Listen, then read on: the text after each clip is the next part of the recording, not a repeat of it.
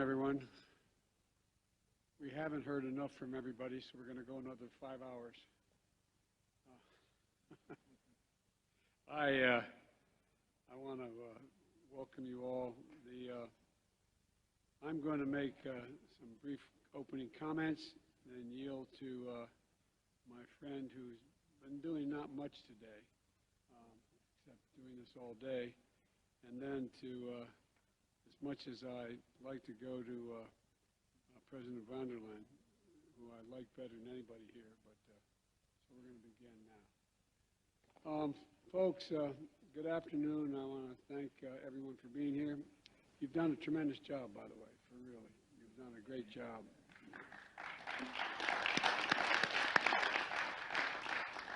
And focusing on our efforts of the G20. Do I have this on? Yes. The G20 toward restoring and recovering together and recovering stronger. As we were saying outside, we were having a photograph taken. I'm convinced we're going to come out of this crisis we've been through in the pandemic and other things stronger than we went in. Every time we engage, we get better. And today we're focused on investing together and investing stronger than we have in the past. In June, I joined my fellow G7 leaders to officially launch the Partnership for Global Infrastructure and Investment, with the collective goal of mobilizing $600 billion in 5 years for quality, sustainability, and innovative infrastructure and investments in low and middle-income countries. As I've spoken with my Canadian friends, this is something that we have an obligation to do, it seems to me, to deal with those nations that are not the primary cause of many of our problems, but are now left with a great deal of difficulty. I want to emphasize the word investments. Investments that are driven by local needs, development with our partners, and delivering real results to improve the lives of all of our people. Through the partnership, we've already launched an array of new projects with countries across the G20 and beyond, collaborating in new ways on climate, energy security, and digital connectivity, health infrastructure, and gender equity and gender equality. And let me give you some examples of the work we've been doing. First, in climate and on energy security. As we accelerate our investment and speed transition to clean energy future to meet the climate crisis head-on, we have to make sure that they benefit people everywhere, not just in the larger countries.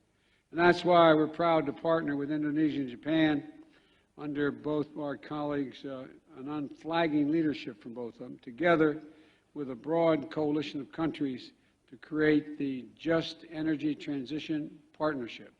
Not just like soon, but to be just energy partnership. Also critical to this effort has been the work of the Glasgow Financial Alliance for Net Zero, co-chaired by my friend and champion of global climate efforts, Mike Bloomberg.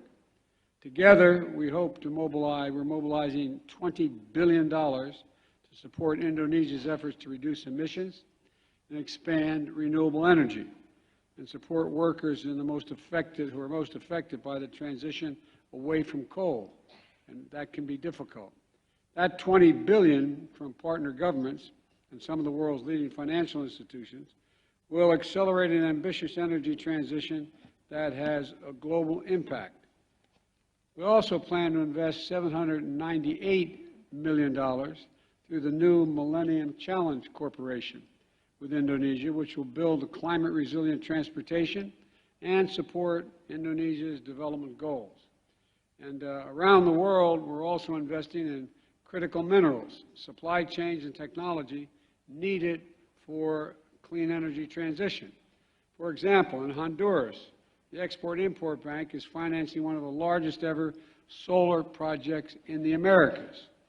In Brazil, the U.S. International Development Finance Corporation has invested $30 million in equity in TechMet Limited, mining and to mine nickel and cobalt, two of the minerals most needed to power electric vehicles and other clean energy technologies. Together, these investments are going to create jobs in the communities where this mining takes place, and they support and help curb climate change and global climate change. Next, we're investing in digital connectivity.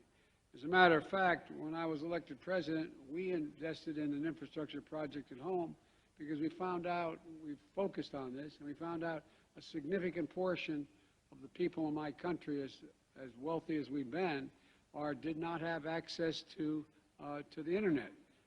So we came up with $1.2 billion in infrastructure to make sure every single community, rural communities and others. Well, that's the case all around the world. And so this digital connectivity, we're teaming up with a range of partners to ensure people have access to the internet, affordable access to the internet, and other technologies. These technologies are required to participate in today's economies.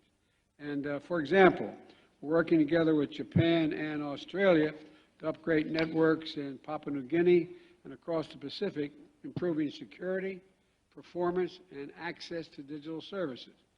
And through the United States Digital Investment Blended Finance Program, we're working with Kenya, partner C-Squared, to establish a nationwide fiber network in Liberia that's going to help connect 1 million Liberians to the web. And the next is health infrastructure. We've seen over the last few years strengthening health security must be a priority for all of us. We just went through a long discussion on that.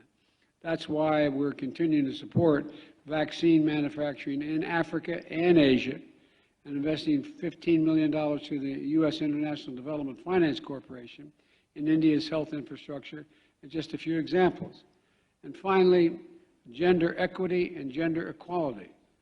When we invest in equal opportunity for women, we can deliver greater prosperity for everyone, And so we're working with the G7 nations and the World Bank to launch the Invest in Child Care initiative to help families get children they need, get the child care they need, and help women get the opportunities they deserve to be able to be in the workforce. We're already starting to see returns. For example, the initiative has funded a project in Somalia, and that will help nearly 300,000 women across the country to build literacy and leadership skills. These are just some of the projects where our countries are stepping up to deliver impact investments.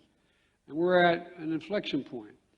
Investments we make today will have far-reaching impact on the world for generations to come.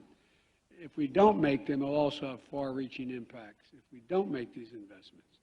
And so creating real opportunity, greater equality, and more secure, healthy, and prosperous world is what we're all about.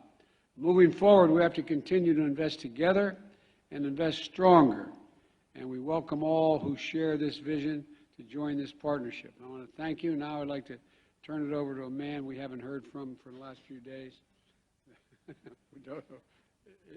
It's all yours, Chicago. Terima kasih Presiden Biden atas inisiatif penyelenggaraan side event Partnership for Global